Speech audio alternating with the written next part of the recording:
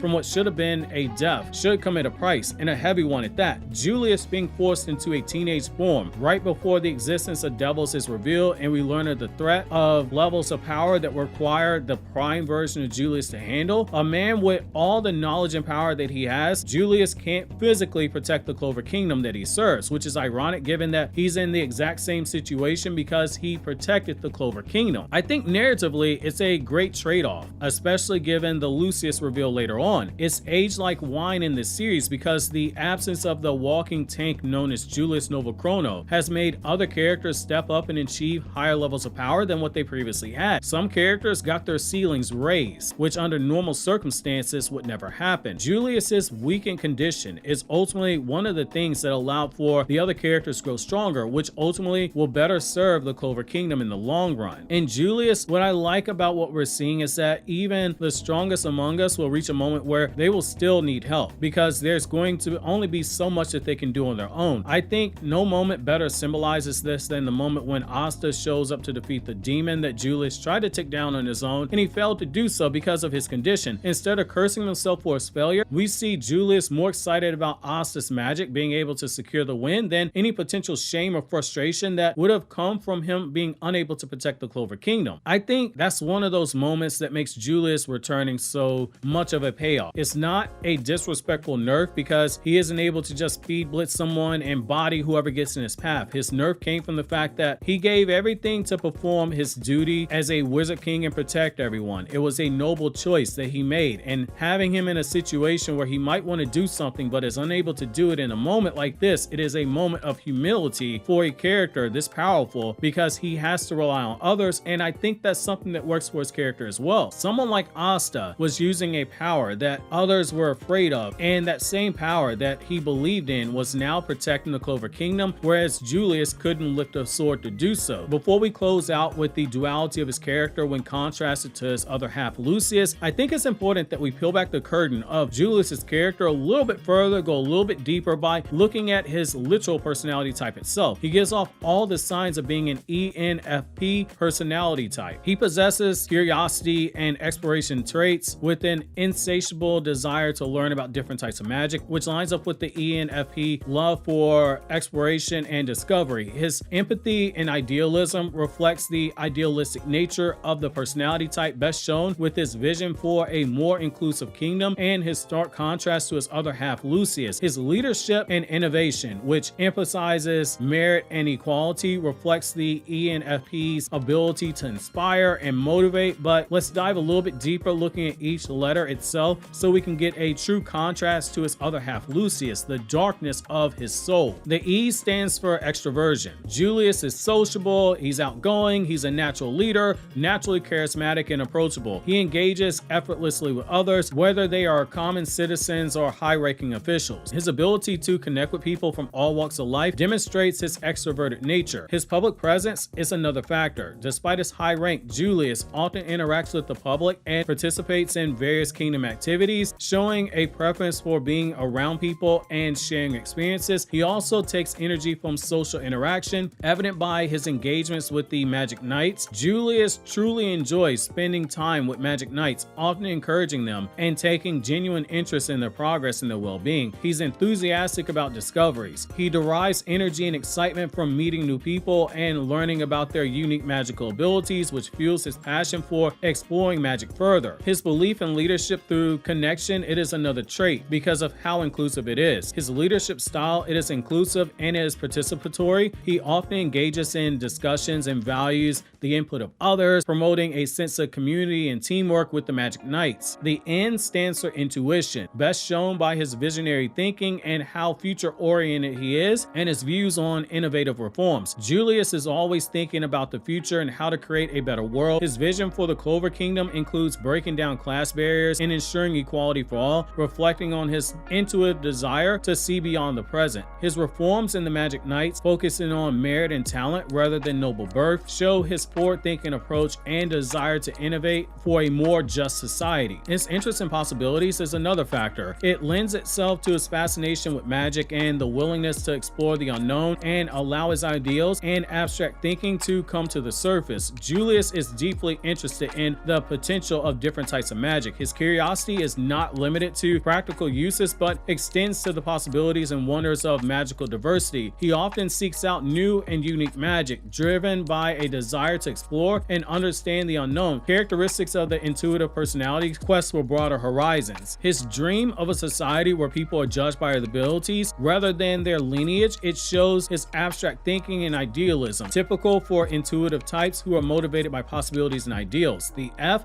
it stands for feeling, showing his empathy and compassion, his value-driven decisions, his views on conflict resolution, and how supportive he is as a mentor. Julius's actions are guided by his strong sense of ethics and justice. He strives to create a kingdom where fairness and equality prevail, highlighting his preference for value-driven decision-making over cold, hard logic. As a mentor, he is supportive and encouraging, providing emotional guidance and fostering the growth of individuals like Yami and William Vengeance. Even in conflicts, Julius seeks peaceful and just resolutions. His approach to resolving issues often involves understanding and addressing the emotional and ethical decisions of the situation. The P, it stands for perceiving, which shows shows his flexibility and his spontaneous nature and his openness. Julius is flexible and open to new ideas and to changes, which is evident in his willingness to reform the Magic Knights and embrace unconventional talents like Yami. He adapts easily to new challenges and is always ready to adjust his plans based on the evolving circumstances of the kingdom. His spontaneous nature is reflected in his curiosity-driven adventures to explore new magic. He often acts on his interests without a rigid plan, embodying the perceiving type's preference for being spontaneous. Julius's leadership is marked by an unconventional and sometimes spontaneous approach, favoring flexibility over a strict adherence to tradition. Julius's openness is also evident in his embrace of diverse magic and people from different backgrounds, which aligns with the perceiving type's openness to new experiences and perspectives. His continuous exploration of different forms of magic reflects his desire to experience and understand the vast possibilities of what the magic world has to offer. That's what makes the Light of Julius so heartbreaking, because where there is light, there will also be darkness, which exists in his soul via the rogue Wizard King Lucius, who shares his body via the circumstances of their birth. They represent a duality and a conflict. Lucius is revealed to be Julius's twin brother, embodying a darker aspect of his character and sharing the same body. Their relationship is a central conflict in the series itself because it symbolizes the struggle between light and darkness, order and chaos. This contrast between Julius's vision for a harmonious kingdom and Lucius' desire for absolute control, especially when you look at how he makes people into paladins, it represents the battle ideologies between freedom and tyranny. He stands a stark contrast to the world that Julius helped to create for the Clover Kingdom. They are opposites to one another, lending itself to a huge source of thematic depth. It starts with their magic in general, time magic versus soul magic, two very powerful forms of magic, each with their own benefits and their own symbolic representation. So Julius uses time magic. It is a symbol for wisdom and patience. Julius's mastery over time magic represents wisdom, patience, and a deep understanding of the flow and the value of time itself. Time always is running forward. It reflects his ability to foresee and plan for the future, embodying a progressive and nurturing approach to leadership. Time magic also symbolizes the transient nature of life and the inevitable nature of sacrifice. Everyone's time eventually runs out. Julius's ultimate sacrifice for the kingdom, it underscores that fleeting nature of time and the importance of selflessness. Lucius, on the other hand, uses soul magic, a symbol for control and manipulation. Lucius' soul magic, which allows for him to control and manipulate others, symbolizes dominance and control. It represents a desire to impose order through absolute power. Contrasting with Julius's more nurturing approach, soul magic can also be seen as a quest for eternal dominion and domination over others, reflecting a worldview where power is centralized and unyielding, devoid of individual freedom. It's very much authoritarian. It's what truly makes the contrast between light and darkness of Julius and Lucius so fascinating as we take a look back at Black Clover, because there are a lot of complex layers to Julius and all his flaws that show that he's the ideal embodiment of a perfectly flawed character who, in spite of all of his shortcomings, still possesses the heart of a hero. If you enjoyed this video, click here on the left for more Black Clover content, or click here over on the right for more video essays from Anime Explained.